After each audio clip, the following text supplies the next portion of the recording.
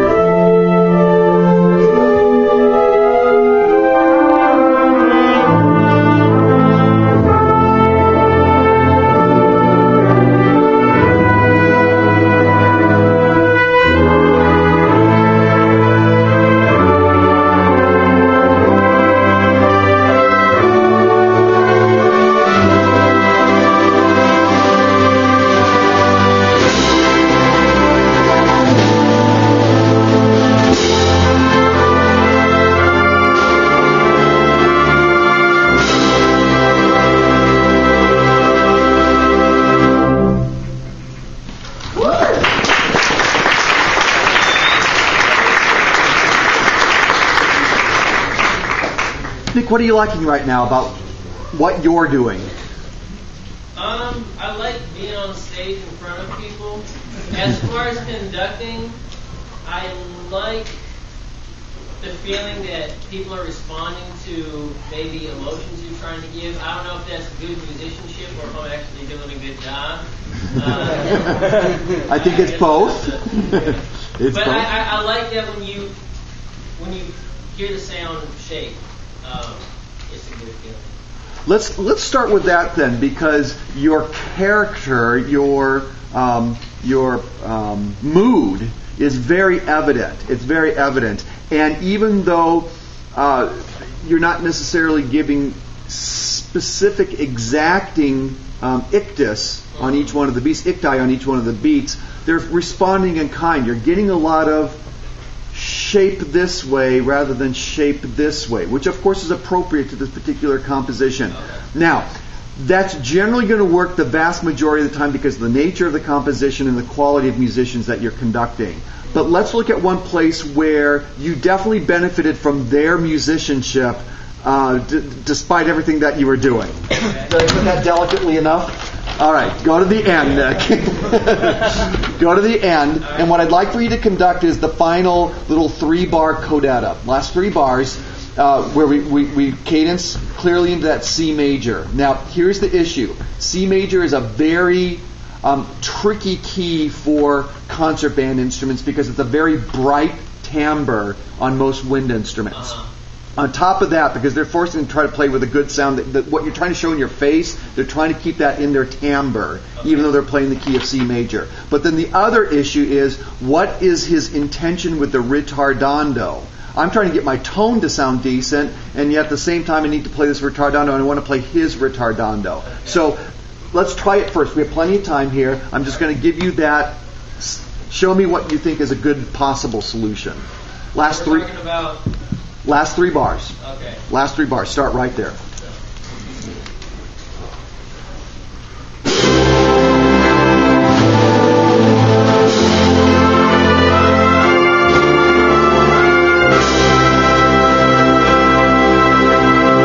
You definitely had more focus on the tip of your baton this time, which is good. It gave them an easier focal point to lock in on, but you did not do any retardando this time. No. Okay, so do what you just did. Yeah. But now implement the retardando as well. But don't change the focal point on the tip. That was really good. Now that they can see it, do something with it. Okay?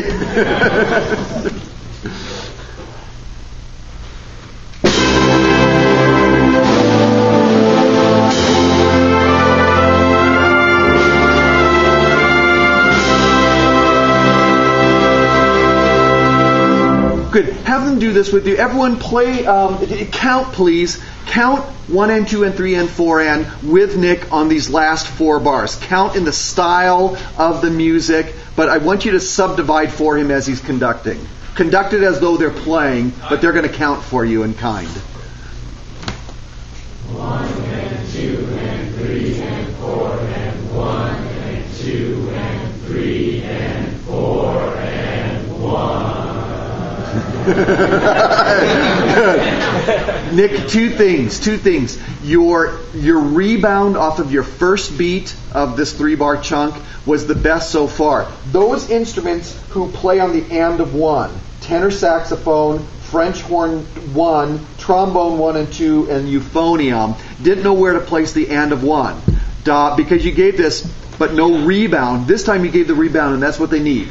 Ba, da, da, da. So keep that. And then secondly, would you please hear their counting, how they counted for you with their 1 and 2 and. I mean, they really counted in character. Yeah. Would you hear them counting to you in your head as they play?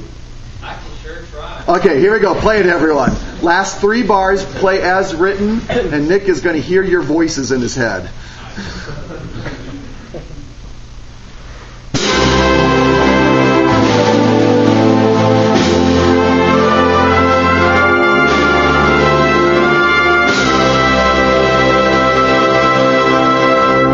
I took you all through that for 1/2 of a beat.